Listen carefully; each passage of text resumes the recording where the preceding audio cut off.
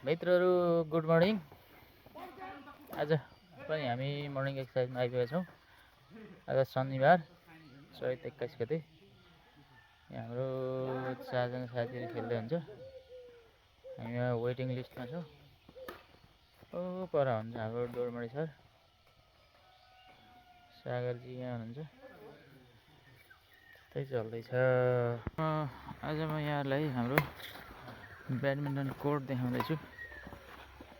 हाम्रो बाहिर आउटडोर भए पनि बेसहरू राम्रो लगाएको छ। यहाँ कर्सरको डस्ट लगाएको छ, राम्रो छ।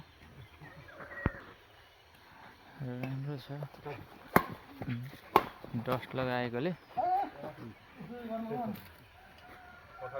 यो टिमले जित्ला जस्तो देखिँदैछ।